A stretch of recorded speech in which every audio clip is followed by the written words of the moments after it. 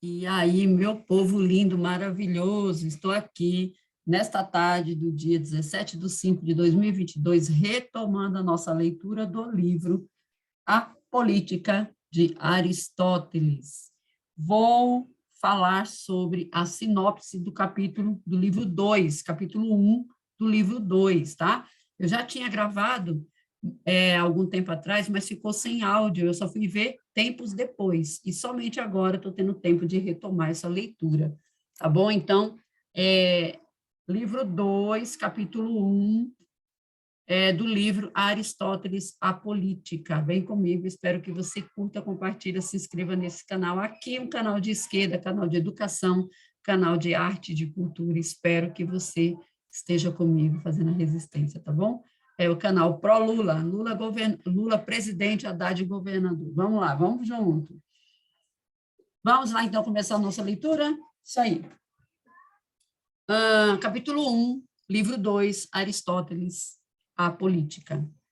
Diz assim: empreendemos a tarefa de procurar entre as sociedades políticas a melhor para os homens, os quais têm, aliás, todos os meios de viver segundo a sua vontade. Devemos, pois, examinar não só as diversas formas de governo em vigor nos estados que passam por ser regidos por boas leis, mas ainda as que foram imaginadas pelos filósofos e que perecem sabiamente combinadas.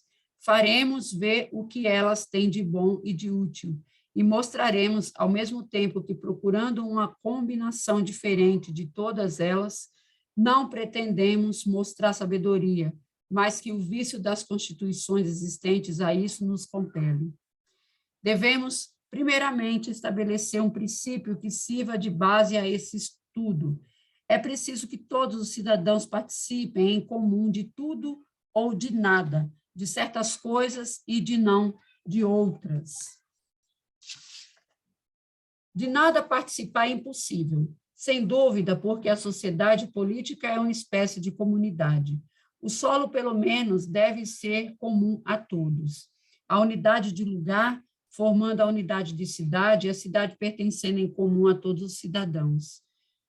Mas, em primeiro lugar, quanto às coisas que se podem ter em comum, será melhor para que bem se organize o Estado, que esta comunidade se estenda a todos os objetos, ou que ela se aplique às coisas certas e não às outras. Assim, os filhos, mulheres, os bens materiais podem ser comuns a todos os cidadãos, como na República de Platão, obra na qual Sócrates pretende que os filhos, as mulheres e os bens materiais devem ser comuns. Mas não é preferível a nossa sorte aquela que nos faria a lei escrita na República? A comunidade das mulheres entre os cidadãos acarreta muitas outras dificuldades, e o motivo alegado por Sócrates para justificar essa instituição não parece ser uma conclusão rigorosamente deduzida do seu raciocínio. Demais, é compreensível, aliás, demais é incompatível com o fim de que ele atribui ao Estado, como acaba de ser dito. Quanto aos pronomes, nada foi determinado. Admito que a unidade perfeita de toda a cidade seja para ela a maior dos bens. É a hipótese de Sócrates. No entanto, é visível que a cidade, à medida que se forme e se torne mais una, deixara de ser cidade, porque, naturalmente, a cidade é multidão. Se for levada à unidade, tornar-se-á família, e de família, indivíduo, porque a palavra deve ser aplicada mais à família que à cidade, e ao indivíduo, de preferência, à família. Deve-se, pois, evitar essa unidade absoluta, já que ela viria a anular a cidade. E, além disso, a cidade não se compõe apenas de indivíduos reunidos em maior ou menor número. Ela se forma ainda de homens especialmente diferentes. Os elementos que a constituem não são absolutamente semelhantes. Uma coisa é a aliança militar, a outra, uma cidade. aquela serve sua força e superioridade ao número, ainda quando sejam as mesmas as espécies que as constituem, porque, segundo as leis da natureza, uma aliança só se forma para um socorro mútuo. É como uma balança, o peso maior arrasta o menor. Sob esse ponto de vista, uma cidade estará bem acima de um povo, se o indivíduo que a constitui, ao invés de estarem reunidos em pequenos burgos, vivem isolados, como os arcadianos. Os elementos que devem constituir um todo são de espécie diferentes. Também a reciprocidade na igualdade conservará o Estado, como dissemos na ética. Demais, isso é que deve forçosamente acontecer entre homens livres e iguais, porque não é possível que todos exerçam a autoridade ao mesmo tempo.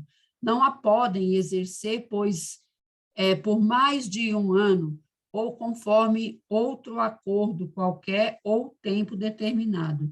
Acontece assim que todos chegam ao poder, como se os sapateiros e os carpinteiros se alternassem, e que nem sempre as mesmas mãos fizessem os mesmos trabalhos.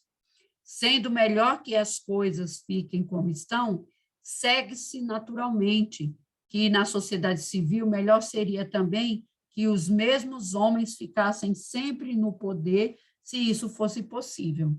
Mas, como a perpetuidade do poder é incompatível com a igualdade natural, e, além disso, sendo justo que todos dele participem, já considerado como um bem, já como um mal, deve-se imitar essa faculdade de alternar no poder que os homens iguais se concedem uns aos outros, do mesmo modo porque antes o recebem. Assim, uns ordenam e outros obedecem, alternadamente, como se tornassem outros homens. E os magistrados, cada vez que chegam às funções públicas, preenchem ora um cargo, ora o outro. É evidente, pois, que a natureza da sociedade civil não admite a unidade, como o pretendem certos políticos, e que o que eles chamam o maior bem para o Estado é precisamente o que o leva à ruína.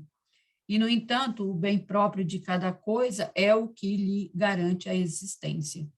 Existe ainda um outro meio que vem demonstrar que a tendência exagerada para a unidade não é que se pode desejar de melhor para o Estado.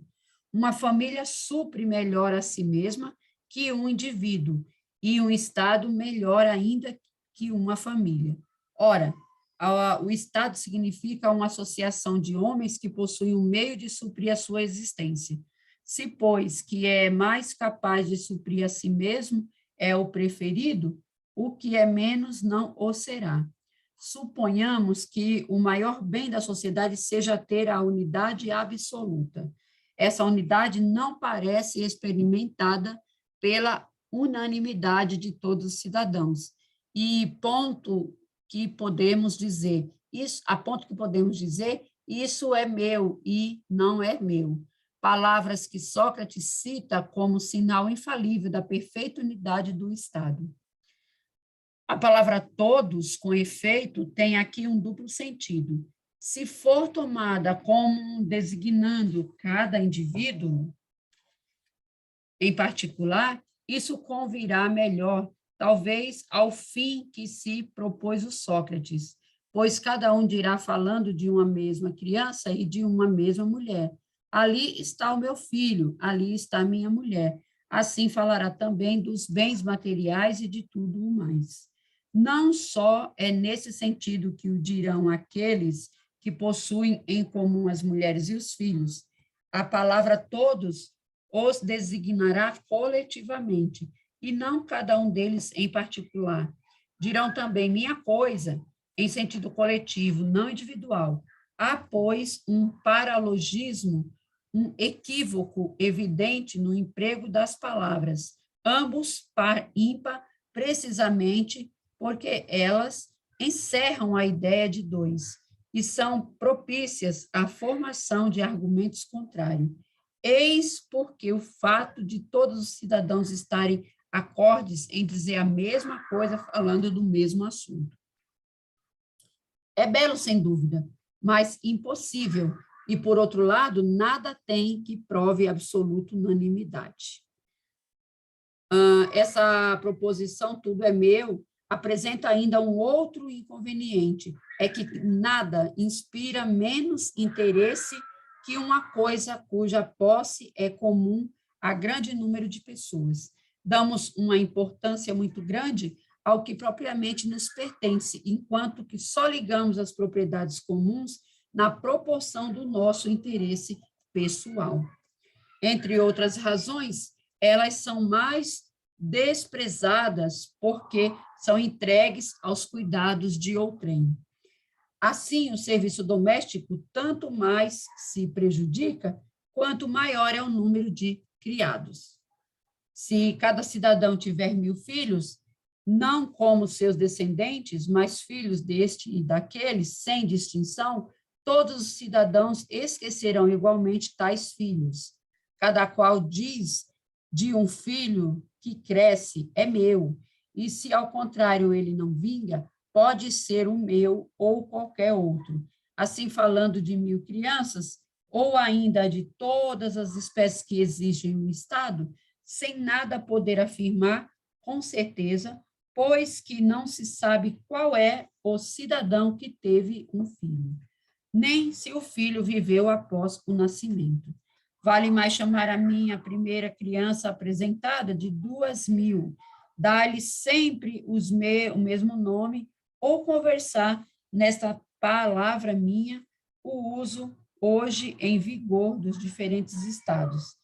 Aquele que alguém chama seu filho, ou outra pessoa o chama de irmão ou de primo, ou lhe dar qualquer outro nome segundo os laços de sangue, de parentesco ou finalidade, pois ele, contraídos diretamente ou por seus ancestrais, ou outros ainda que lhe dará o nome de companheiro de tribo. É melhor ser o último dos primos que o filho da República de Platão. Contudo, não é possível evitar que muitos descubram os seus irmãos verdadeiros, seus filhos, seus pais e suas mães, porque a semelhança existente entre pais e filhos fornecerá às muitas pessoas sinais quase certos sobre uns e outros. É o que dizem certos autores que descrevem viagens ao redor do mundo. Contam que a comunidade das mulheres existe na Alta Líbia e que se distribuem os filhos segundo as semelhanças físicas. Encontram-se mesmo, entre outras, a forma especial de produzir filhos semelhantes ao macho, como em Farsália, o jumento chamado justo ou fiel. E há ainda outros inconvenientes que não são fáceis de evitar quando se estabelece tal comunidade.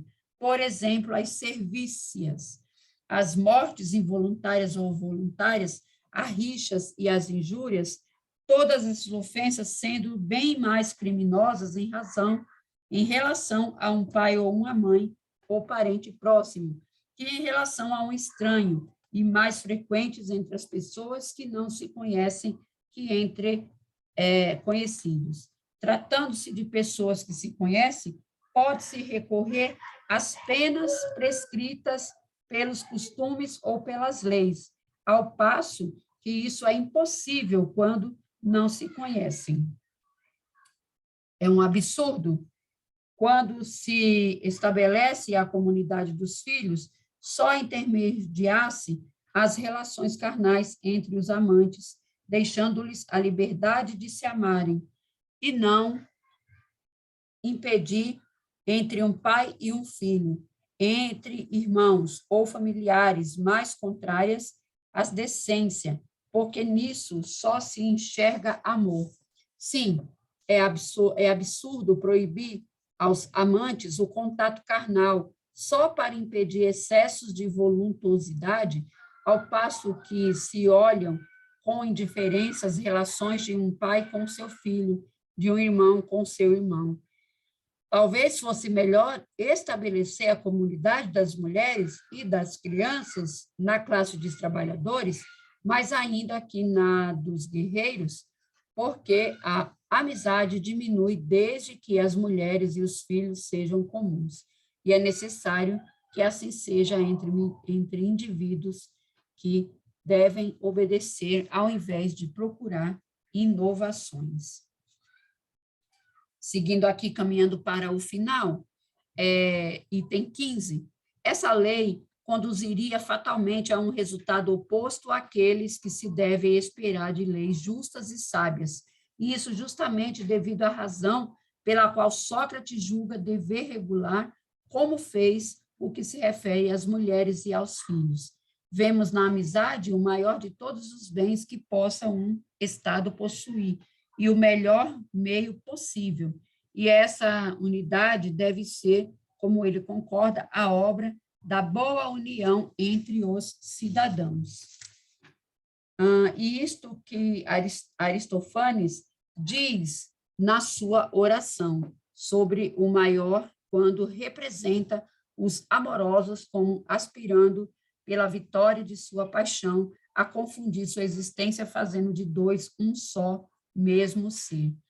Aqui, na fusão, acarreterá fatalmente o anulamento dos dois seres, ou pelo menos de um dos dois. No Estado, ao contrário, a amizade é recíproca, é para complemento necessário da comunidade, como que uma substância diluída na água.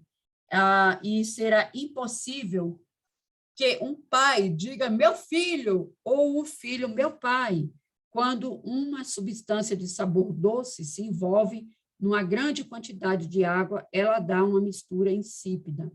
Da mesma forma, os sentidos da afeição que fazem nascer esses nomes sagrados se dissipam e se esvaem num estado onde é absolutamente inútil que o pai sonhe com seu filho ou seu filho com o pai, o irmão com outro irmão, porque há duas coisas que inspiram no homem o interesse e o amor, a propriedade e a afabilidade. Ora, uma e outra são impossíveis na República de Platão.